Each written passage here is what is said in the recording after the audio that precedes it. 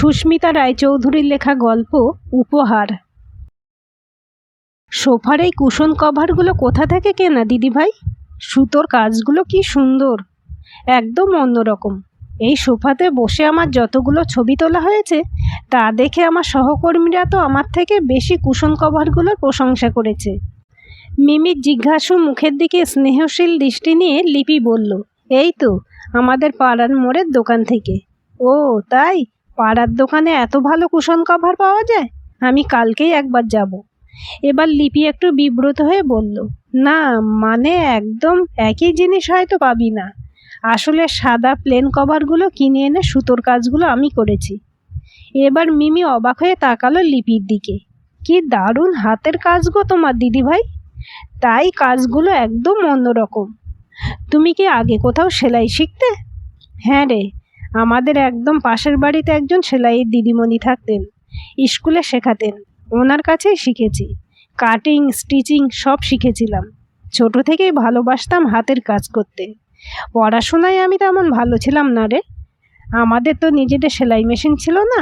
আমাদের অর্থনৈতিক অবস্থাও অত ভালো নয় জানিস তো। দিদিমণি সেলাই মেশিনে কিছু কাজ করতাম, পাড়ার দোকানে দিতাম। ইচ্ছে ছিল পয়সা জমিয়ে নিজের একটা সেলাই মেশিন কিনে কাজ শুরু করব। কিন্তু তার মধ্যেই তো বিয়ে হয়ে গেল। এবার মিমি নিজের ভ্রু দুটো ঈষৎ কুঞ্চিত করে লিপির দিকে তাকিয়ে বলল, বিয়ে হয়ে গেছে তো কি হয়েছে? এখানেই সেলাই মেশিনের কাজ শুরু করতে পারতে। তোমার বাপের বাড়ি তো এখান থেকে বেশি দূরে নয়। লিপি এবার নিজের মুখের বিষণ্ণতাটুকু আড়াল করে মুখে একটু হালকা হাসি এনে বলল, ছাড় ওসব কথা। তোর আজ অফিসে ছুটি, তুই একটু রেস্ট কর, আমি চা করি। লিপি চলে যাওয়ার দিকে একদৃষ্টে তাকিয়ে মিমি ভাবতে লাগলো। কিছুদিন হলো বিয়ে হয়ে এ বাড়িতে এসেছে সে। ম্যাট্রিমোনিয়াল সাইট দেখে সব কিছু মিলিয়ে বিয়ে হয়েছে তাদের। মিমি এক কেন্দ্রীয় সরকারি দপ্তরের পদস্থ অফিসার। মিমির বর প্রবাল বহুজাতিক সংস্থায় মার্কেটিংয়ের কাজ করে।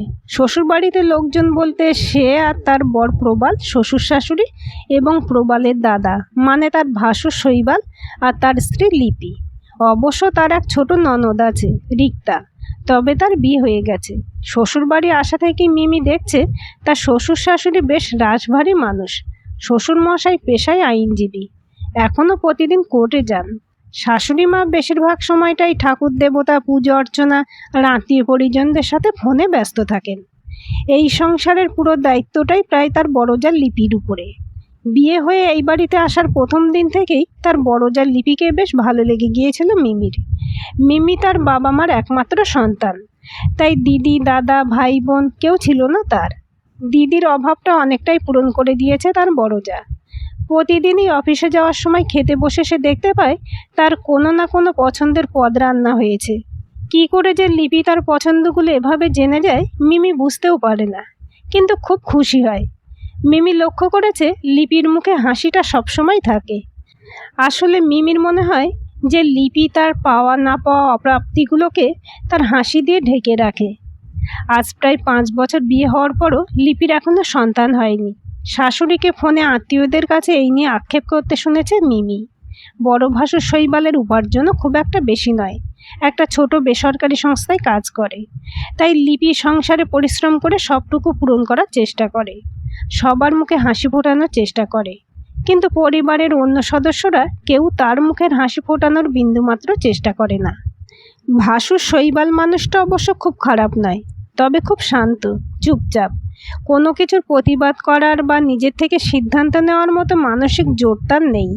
মিমি আজ অফিসের জন্য একটু তাড়াতাড়ি তৈরি হয়ে নিল। বেশ সুন্দর করে সেজেছে সে। আজ তার এক সহকর্মীর জন্মদিন। অফিসে যাওয়ার আগে একটা গিফট কিনে নিয়ে অফিসে ঢুকবে।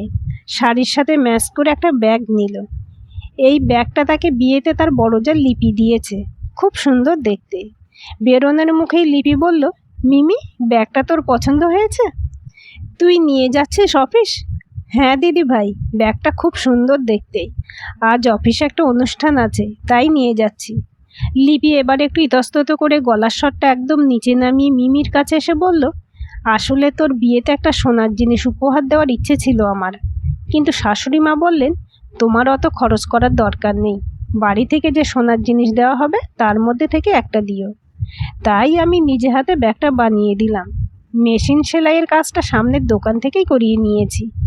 ভাবছিলাম তোর পছন্দ হবে কি না, তুই কত দামি দামি উপহার পেয়েছিস। এবার মিমি আবেগের সুরে বলল, কি বলছো দিদি ভাই, পছন্দ হবে না? খুব পছন্দ হয়েছে, কিন্তু তুমি সারাদিন এত কাজ, তারপর বিয়ে বাড়ির কাজ সামলে এত সূক্ষ্ম কাজ করার সময় কখন পেলে? এবার লিপি বেশ প্রসন্ন চিত্তে হাসি হাসি মুখে বলল, দিনের বেলা তো সময় পাইনি রে, ওই রাত্রিবেলা বসে করেছি। তোর পছন্দ হয়েছে শুনে আমার খুব ভালো লাগলো, আমার পরিশ্রম সার্থক। এবার নিজের অজান্তেই মিমির চোখের কোণ দুটো ভিজে গেল। লিপির হাত দুটো ধরে বলল, বিশ্বাস করো দিদিভাই, আমি বিয়েতে যত উপহার পেয়েছি তার মধ্যে এটা হলো সবচেয়ে সেরা উপহার। এত ভালোবাসা, পরিশ্রম, যত্ন, আবেগ দিয়ে আমাকে কেউ উপহার দেয়নি। এই উপহারের কাছে সোনা, রূপো, এমনকি হিরেও তুচ্ছ। আমি এগোই, তুমি সময় মতো খাওয়া দাওয়া করো। অফিস যাওয়ার পথে গাড়িতে উঠে মিমি তার ছোটবেলার কথা ভাবতে লাগলো। খুব ছোট থেকে সে কারণে অকারণে খুব দামি দামি উপহার পেয়ে এসেছে। মা ছিল একটা রাষ্ট্রায়ত্ত ব্যাংকের উচ্চপদস্থ কর্মী, ব্যাংক ইউনিয়নের সঙ্গে যুক্ত ছিল গভীরভাবে। বাবা একটা কলেজে পড়াতো, ছাত্রছাত্রী নিয়েই বেশি সময় কেটে যেত। মাও ব্যাংকের কাজ নিয়ে সবসময় ব্যস্ত থাকতো। কেউ মিমিকে বেশি সময় দিয়ে উঠতে পারতো না, আর সেই সময় দিতে না পারাটা তারা পূরণ করতো দামি দামি উপহার দিয়ে, জন্মদিনে কোনো বড় হোটেলে বড় পার্টি দিয়ে। ছোটবেলায় খুব রাগ হতো মিমির, বলতে ইচ্ছে করতো বাবা মায়ের সঙ্গ, এর পরিবর্তে দামি উপহার চায় না সে। কিন্তু বড় হয়ে আস্তে আস্তে পরিস্থিতির সঙ্গে মানিয়ে নিয়েছিল। সে দেখতো বাবার ছাত্রছাত্রীরা বাবার উপর কতটা নির্ভর করে। মা কর্মীদের দাবি দেওয়া নিয়ে ম্যানেজমেন্টের সঙ্গে ভালো কথাবার্তা বলে। তাদের কাজের গুরুত্ব বুঝেই নিজেকেও পড়াশোনার মধ্যে ব্যস্ত করে নিয়েছিল। তার বিয়েতেও মা বাবা উপহার দেওয়ার কোনো কসুর করেননি। শুধু তাকে কেন, তার শ্বশুরবাড়ির সমস্ত লোকজন, শ্বশুর শাশুড়ি, ননদ, আত্মীয় পরিজন প্রত্যেকেই দামি দামি নমস্কারী ননদ পুটুলি পাঠিয়েছে। সেই সমস্ত উপহার আত্মীয়দের হাতে তুলে দিতে দিতে তার শাশুড়ি ননদকে বলতে শুনেছে, নাও গো, সুদে আসলে শোধ করে দিলাম, দুবারেরটা একেবারে। এত দামি নমস্কারী তো কোনো বউয়ের বাপের বাড়ি থেকে আজ অবধি আসেনি। মিমি লক্ষ্য করেছে, লিপিয়া তার বাপের বাড়ির লোকজনের মুখ তখন অপমানে কালো হয়ে গিয়েছিল। সেদিন সে বলতে চেয়েও বলতে পারেনি যে সে তার বাবা মায়ের একমাত্র সন্তান। তাদের আছে তাই দিয়েছে, দারিদ্রতা কোনো অপরাধ নয়। দারিদ্রতার জন্য কাউকে অপমান করাটাই বরং অন্যায়। অফিসে বসে ফাইল নিয়ে নাড়াচাড়া করতে করতে মিমি ভাবে, সত্যিই যদি দিদিভাইকে খুশি করার জন্য সে যদি কিছু করতে পারত। আজকাল লিপির জন্য কিছু করার মন থেকে বেশ একটা তাগিদ অনুভব করে মিমি।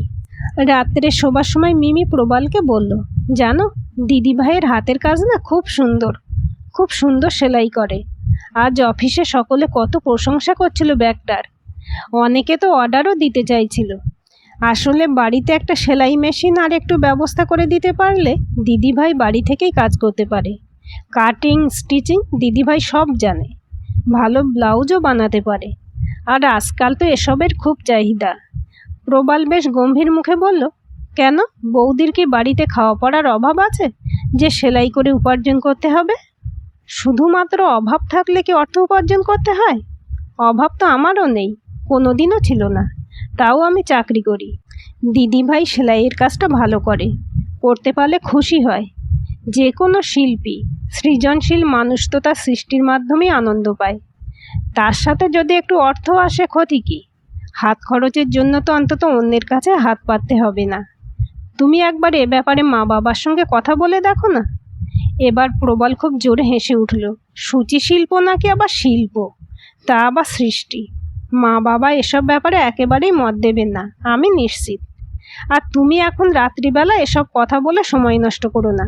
শোনো না, আমার এই অ্যাসাইনমেন্টটা পুরো হলে, টার্গেট ফুলফিল করতে পারলে আমরা ফরেন ট্রিপে যাব।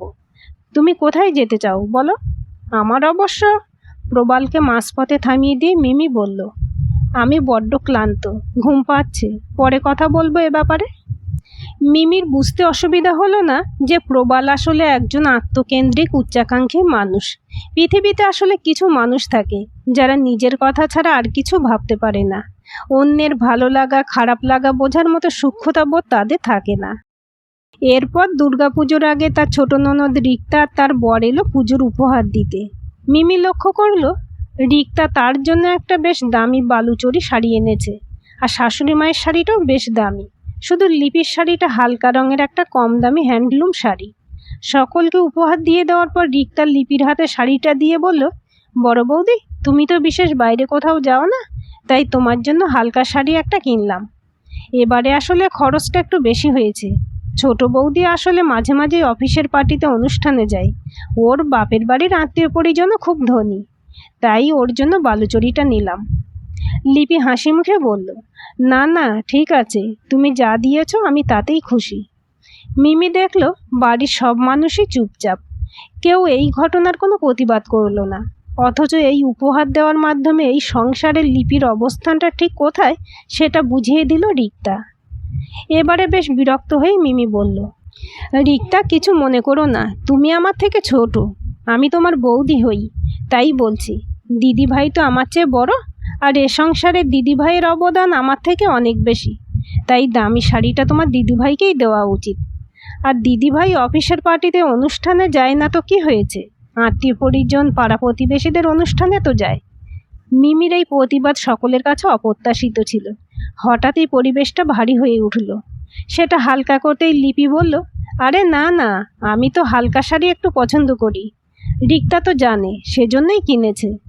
আর মিমি, তোদের বাড়ি থেকে তো কত দামি শাড়ি পাঠিয়েছে, আমার তো এখনো সেটাও পরা হয়নি। মিমি বুঝলো পৃথিবীতে কিছু মানুষ আছে যাদের হাজার খারাপ লাগলেও, অনেক কষ্ট হলেও তারা মুখ ফুটে কিছু বলবে না। এর কিছুদিন পরেই এলো লিপির জন্মদিন। যদিও এই বাড়িতে লিপির জন্মদিন কোনোদিন পালন করা হয় না, কেউ মনে রাখার প্রয়োজন বোধ করে না। সকালের সমস্ত কাজ গুছিয়ে সকলে অফিসে বেরিয়ে গেলে লিপি তার বাপের বাড়িতে যায়। দুপুরবেলা মায়ের হাতে রান্না খাওয়া দাওয়া করে আবার বিকেলে সকলে ফেরার আগে ফিরে আসে। বিয়ের পর থেকে এমনটাই হয়ে আসছে। শাশুড়ি মা অবশ্য নিয়ম করে প্রতি বছরই তার 2 ছেলের জন্মদিন পালন করেন, শুধু বৌমার জন্মদিনটা ভুলে যান। এবারও ব্যতিক্রম হলো না। লিপির জন্মদিনের দিনলিপিতে বিকেলবেলায় ফিরে এলো লিপি তার বাপের বাড়ি থেকে, কিন্তু সন্ধেবেলায় মিমি অফিস থেকে ফিরল হাতে বড় কেকের একটা প্যাকেট নিয়ে। সাথে ড্রাইভার নামিয়ে দিয়ে গেল আরও বড় একটা প্যাকেট। প্যাকেটগুলো দেখে মিমির শাশুড়ি মা বললেন, এত কিছু কী নিয়ে এসেছো মিমি? সারা মুখে একটা সুন্দর হাসি ছড়িয়ে দিয়ে মিমি বলল, দিদিভাইয়ের জন্মদিনের উপহার। কেকটা দিদিভাই সন্ধেবেলা কাটবে, আর আজকে রাত্রে রান্না দিদিভাইকে করতে হবে না। আমি সকলের জন্য অনলাইনে খাবার অর্ডার দিয়ে দিয়েছি। আর এই প্যাকেটটাই আছে দিদিভাইয়ের জন্মদিনের বিশেষ উপহার, একটা আধুনিক ডিজাইনের সেলাই মেশিন। এরপর মিমি প্যাকেটটা খুলতে খুলতে গলার স্বরটা একটু উঁচু করে বলল, দিদিভাই, রান্নাঘর থেকে বেরিয়ে এসে দেখো তোমার পছন্দ হয়েছে কি না। লিপি রান্নাঘর থেকে বেরিয়ে আসতে আসতে বলল, কি এনেছিস এত সব? শুধু শুধু কত টাকা খরচ করেছিস? তারপর সেলাই মেশিনটার দিকে তাকিয়ে লিপির মুখটা হঠাৎ খুশিতে উজ্জ্বল হয়ে উঠল। তারপর নিজেকে তাড়াতাড়ি সংবরণ করে নিয়ে বলল, এ তো অনেক দামি মেশিন রে, এতগুলো টাকা খরচ করলি কেন বলতো? মিমি এবার লিপির খুব কাছে গিয়ে বেশ আন্তরিকভাবে বলল, দিদিভাই, দামি মানুষের জন্য দামি উপহার। যদিও এমন কিছু দামি নয়, এটা হলো তোমার স্বপ্ন পূরণের কাণ্ডারি। অনেক দিন আগে তুমি যে স্বপ্নটা দেখেছিলে, এবার সেটা পূরণ করবে। আর আমি শুধু মেশিন নিয়ে আসিনি, সাথে বেশ কিছু অর্ডারও এনেছি। আমার সহকর্মীরা দিয়েছে, তুমি বানিয়ে দেবে, তারা পেমেন্ট করবে। কয়েকজন তো আমাকে অ্যাডভান্স পেমেন্টও করতে চাইছিল। তোমার জন্মদিনে উপহারের মাধ্যমে আজ তোমার নতুন আর একটা জন্ম হবে, তোমার শৈল্পিক সত্তার বিকাশ ঘটবে, অন্য আর একটা লিপিকে পাবো আমরা। এবার মিমি শাশুড়ি মা বেশ রেগে গিয়ে গলার স্বর চড়িয়ে বললেন, খুব ভালো ভালো কথা বলছে মিমি, তার লিপি যদি সারাদিন সেলাই নিয়ে ব্যস্ত থাকে তাহলে সংসারটা চলবে কি করে? রান্নাবান্না কে করবে? মিমি এবার খুব শান্ত গলায় বলল, সেরকম হলে একটা রান্নার লোক রাখা হবে মা, উপার্জন তো সকলেই করছে। এবার মিমির শাশুড়ি আবার বেশ বিরক্ত হয়ে বললেন, তোমার বোধহয় জানা নেই, এ বাড়িতে কেউ রান্নার লোকের হাতে রান্না খায় না। মিমি বলল, তাহলে দিদিভাইকে সাহায্য করার জন্য একজন থাকুক, যে কুটনো কেটে দেবে, বাকি রান্নাঘরের কাজগুলো করে দেবে, আর যতটা সম্ভব আমি সাহায্য করব। কিন্তু সকলের ইচ্ছে পূরণ করতে করতে, সকলকে ভালো রাখতে রাখতে দিদিভাইয়ের স্বপ্নটা চিরকাল অপূর্ণই থেকে যাবে, সেটা তো হয় না মা। সকলকে ভালো রাখার জন্য নিজেরও তো ভালো থাকাটা দরকার। আর সকলকে একসাথে থাকতে গেলে কাজের দায়িত্ব সকলকেই ভাগ করে নিতে হবে। এবার লিপি তাড়াতাড়ি বলল, না না, আমি সংসারের সব কাজ করে সময় পেলে তবেই করব। আর না হয় রাত্রিবেলা করব। এবার মিমি বলল, আত্মত্যাগ ভালো দিদিভাই, কিন্তু সেটার একটা সীমা থাকা দরকার। সংসারের জন্য সবটুকু নিঃশেষ করে দিলেও তুমি মহান হয়ে যাবে না, আবার নিজের কথা ভাবলেও তুমি স্বার্থপর হয়ে যাবে না। নিজের ভালো থাকার চেষ্টাটা তোমাকে নিজেকেই করতে হবে। তাই আর কোনো কম্প্রোমাইজ, স্যাক্রিফাইস নয়। আমার উপহারে তুমি সদ্ব্যবহার করবে। এবার লিপির চোখের জল হঠাৎই অবাধ্য হয়ে উঠল। সে মিমির হাত দুটো ধরে বলল, তুই আমার জন্য এত ভাবিস? কেন ভাববো না দিদিভাই? আমার যদি একটা নিজের দিদি থাকতো, আমি কি তার জন্য করতাম না? সব সময় রক্তের সম্পর্ক কি বড় হয়? তুমি কি আমাকে নিজের বোনের থেকে কম ভালোবাসো? লিপি চোখের জল মুছে মিমিকে জড়িয়ে ধরল। আজকের গল্পটি কেমন লাগলো কমেন্ট করে জানাবেন। ভালো লাগলে লাইক, হাইপ, শেয়ার করবেন। আর চ্যানেলটি সাবস্ক্রাইব করে বেল আইকনটি ক্লিক করে রাখতে ভুলবেন না।